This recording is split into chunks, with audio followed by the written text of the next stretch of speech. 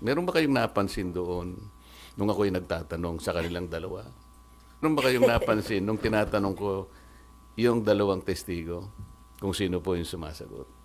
Sino yung may-ari ba talaga nung ah, bahay na yon? Your Honor, hindi po kami aware kung sino po yung owner mismo, but we are I will answer that. Ang may-ari po dati, Doris Magsaysay Ho. And you were there as what? Staff ng tenant. May tenant kasi si Doris Magsaysay Ho na sila nakatira, silang staff. So nung nabenta, existing pa yata yung lease contract, so hindi sila umaalis. Pero pinipilit silang umalis nung bagong owner. And allegedly, ang bagong owner is Martin Romualdez. Yun ang sinasabi. Yun ang sinasabi mo kanina. Yes. At referring to Diskaya. No, let's based on documents, yung bahay na ibenta sa isang corporation, Golden Peasant Holdings Corporation. Incidentally, the major stockholder,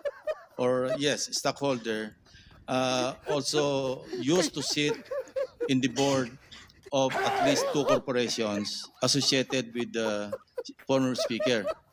Ito yung Benguet, no, Corporation. I think mining yata ito. What are you Yung isa doing? yung may joint venture sa ABS-CBN. Dito yung pangalan. Teka.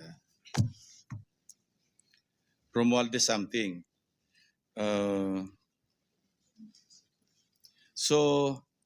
And another one, I think Mark Venture something. At saka treasurer siya doon sa, yun nga, yung media company owned by Romualdez, kasi Romualdez Media something na may joint venture sa ABS-CBN. So yun ang association.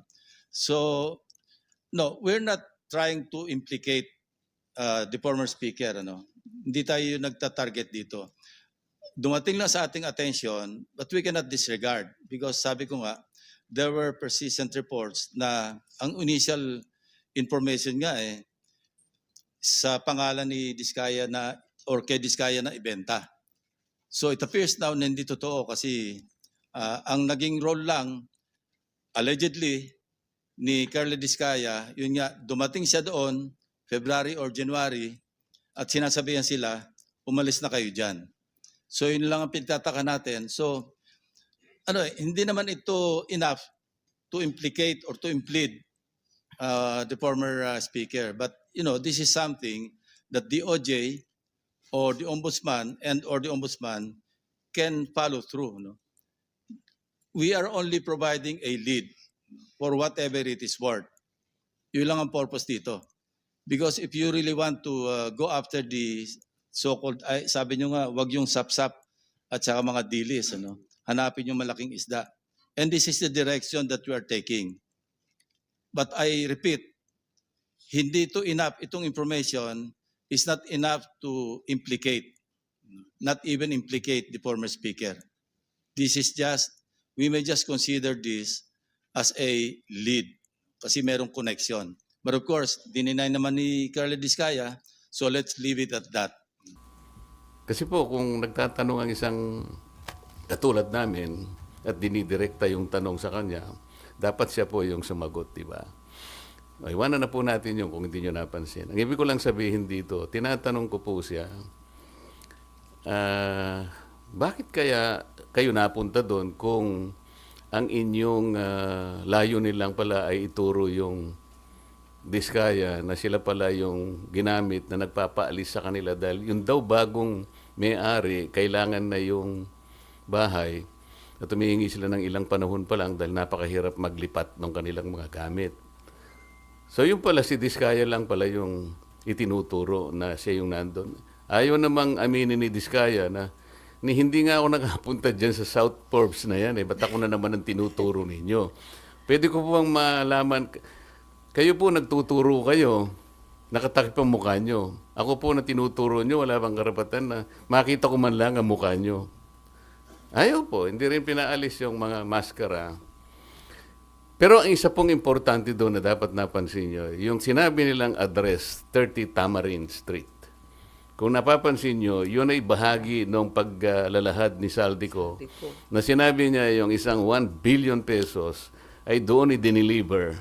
Kasi yun ang drop-off point na sinabi, sabi niya, ni Martin Romualdez sa akin, diyan mo dalhin. So, Tamarind. Ang gusto ko sana dapat mayroong mga tanong pa doon eh. Bakit hindi natin tawagin kung sino yung may-ari? Nasaan yung kontrata nasaan yung lease contract? Di ba? Nabanggit lang ang pangalan ni Martin Romualdez, natapos na kami. So, walang na-establish? Ang ini-establish pala nila na si Diskaya pumunta ron para sabihin na yung bagong may-ari, pinaalis na sila. Anong weight nun, sir? Yun nga. Wala. Kaya gusto ko mapansin ninyo lahat. Bakit kinailangan pumunta pa sila doon? Yun lang bang gagawin natin? Ang mga tao, hindi ganun ang expectation po nila eh. Kaya po siguro napilitan kami na maglabas na ng minority report. Hindi lang siya kung ano pa man bagay. Ang mga tao po kasi nagtatanong, ano po ba nangyayari na dyan? Simula po nung ako'y nawala na po na chairman at napalitan nga po. Nung ilabas namin si Gutesa, sinabayan naman yun ng aming legislative break. Matagal po yun. Hanggang sa mag-resign naman si Senator Ping. So, ang mga tao nagtataka. Ano na naman ito? Wala na bang ano ito? Wala bang closure ito? Hindi ba natin malalaman kung sino talaga ganito? Kaya napilitan po kaming maglabas ng minority report. Tinawag po naming minority report for lack of better term. Kasi po kung gagawin nating legal ito na isasang-ayon natin sa aming mga committee, sa ating Senate rules, hindi pa kami pwedeng maglabas kasi kailangan matapos talaga yung committee report. Hindi naman po kasi namin malam kung kailan ba talaga matatapos ito. Kasi nakalagay sa rules namin, kung merong dissenting or concurring opinions, ay isasama na lamang doon. This is neither a concurring or dissenting report.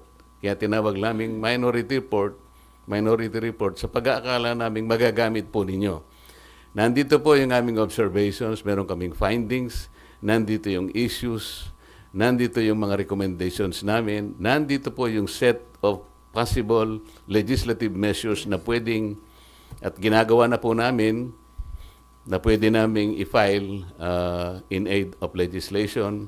Meron pong mga potential personalities na pwede pong kasuhan. Ang totoo niyan meron po kaming ayan po. Dyan sa likod. Nakalagay Oo. po rito eh.